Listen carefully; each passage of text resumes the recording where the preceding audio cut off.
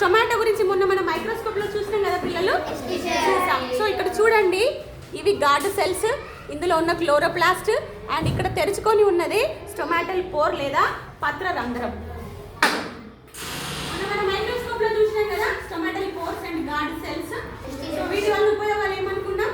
Photosynthesis జరిగేటప్పుడు అంటే కిరణజన్య సంయోగక్రియ జరిగేటప్పుడు లోపలికి అంటే పత్రం లోపలికి కార్బన్ డైఆక్సైడ్ రావడము, ఫోటోసింథసిస్ జరిగిన తర్వాత రిలీజ్ అయిన ఆక్సిజన్ వాతావరణంలోకి విడుదల కావడం జరుగుతుంది.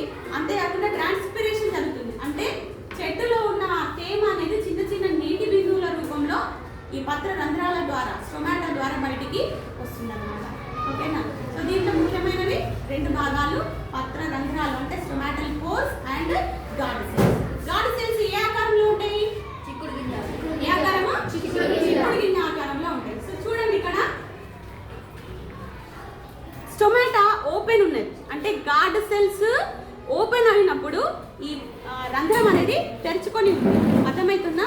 అప్పుడు వాయువుల వినిమయం జరుగుతుంది మరియు ట్రాన్స్పిరేషన్ అనేది జరుగుతుంది. ఎప్పుడైతే ఈ స్టొమాటో అనేది క్లోజ్గా ఉంటుందో, చూడండి ఇక్కడ రంధ్రం ఉందా? లేదు, క్లోజ్ అయింది.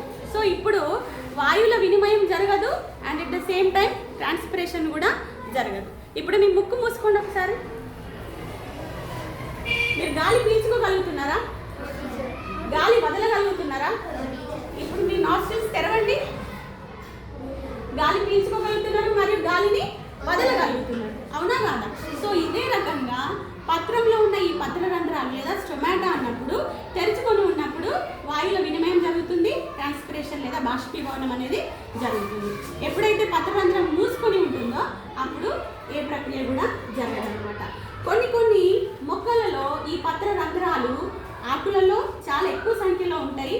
ఇంకా కొన్ని మొక్కలలో కాండం మీద కూడా ఉంటాయి, కొన్ని మొక్కలలో వేర్లలో కూడా ఉంటాయి. ఫర్ ఎగ్జాంపుల్ నీటిలో ఉండే మొక్కలు ఉంటాయి కదా, ఆ నీటిలో ఉండే మొక్కల వేర్లకి కూడా పత్రరంధ్రాలు ఉంటాయి అన్నమాట. కానీ అధిక సంఖ్యలో ఈ పత్రరంధ్రాలు లేదా స్టొమాటో అనేది ఎక్కడ ఉంటుందనంటే ఆకు భాగాలలో ఎక్కువగా ఉంటుందన్నమాట. అర్థమవుతుందా పిల్లలు? ఓకే. సో రేపు కాదు, మీ నెక్స్ట్ క్లాసెస్లో ఈ స్టొమాటో అనేది ఎన్ని రకాలుగా ఉందనేది మీరు తెలుసుకుంటారు. ఇంకా దాని యొక్క డీటెయిల్డ్ నిర్మాణం, దాంట్లో క్లోరోప్లాస్ట్లు ఎలా ఉన్నాయి ఏంటి, ఇవన్నీ కూడా డీటెయిల్గా నేర్చుకుంటారు. రేపు వచ్చినప్పుడు మాత్రం మీరు ఈ టొమాటో యొక్క బొమ్మను గీసి భాగాలను గుర్తించుకొని చక్కగా కలర్స్ వేసి తీసుకొని రండి. ఓకేనా?